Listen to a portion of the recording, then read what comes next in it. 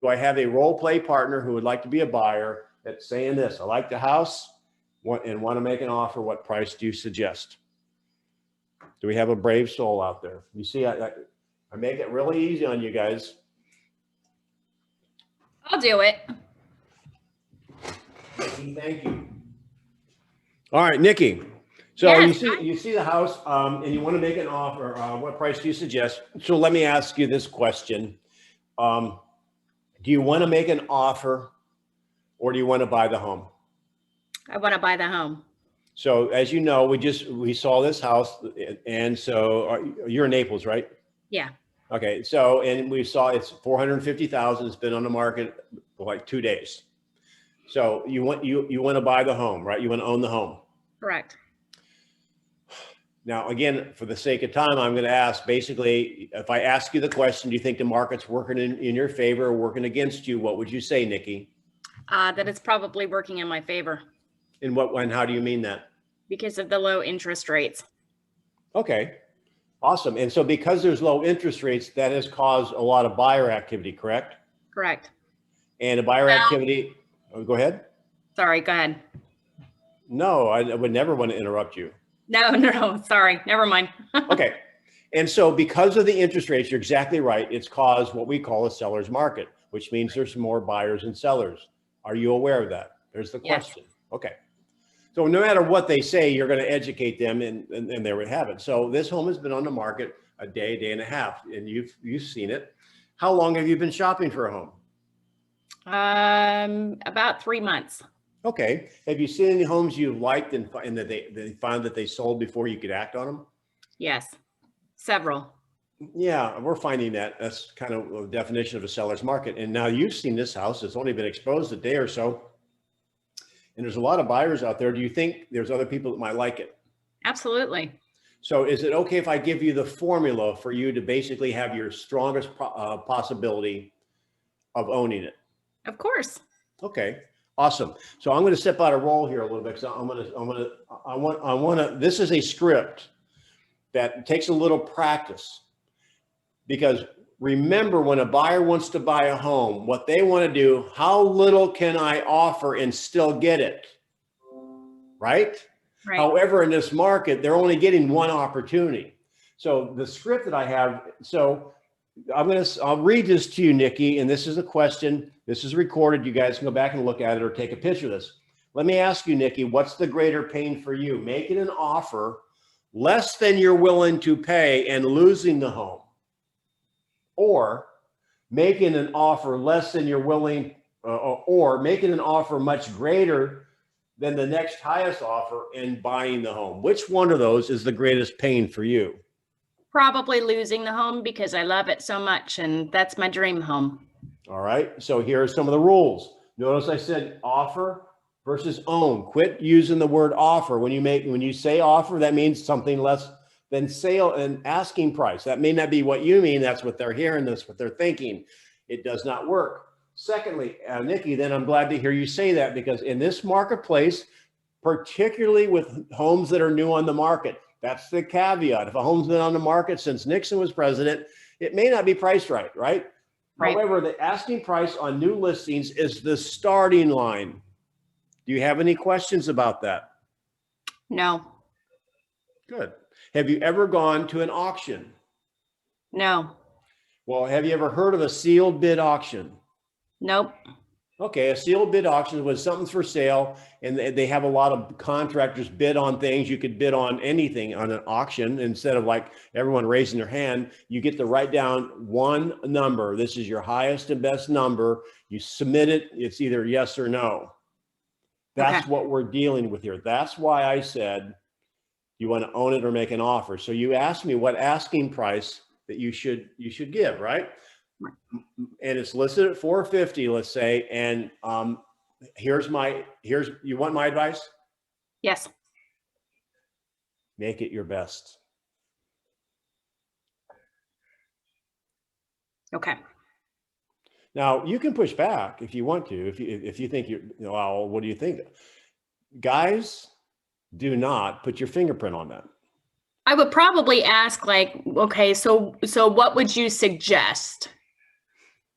Well, it's a sealed bid auction. I suggest you make it your best. Okay. So then what happens if the house only gets appraised for so much and it's more than the price that I'm putting my offer in? Well, in that case, and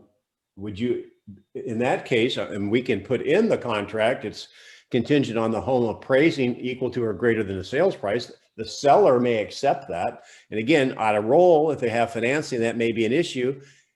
However, there's some markets, you guys, the sellers won't accept that. Now, I guess my concern, my issue would be that we can put that in there if it makes you feel more comfortable, although there may be another offer out there that does not have that contingency and it might put yours at a disadvantage. So how would you feel about that? Well, I think it would come down to, if I had the extra cash or capital because I would be getting a loan. So Yeah. I'd have to have the extra cash or capital to be able to, pay that remainder out of pocket. I get it. Well, I'm sure there's going to be a limit. So let's just kind of, because I want to move this forward a little bit because we're running short of time. What would be, it's listed at the starting line is 450. What would you be willing to pay to own this home? 475. Now, what's interesting, you guys, I had a conversation with an agent not long ago in one of my classes, and she had been working with buyers in this market and losing many of them.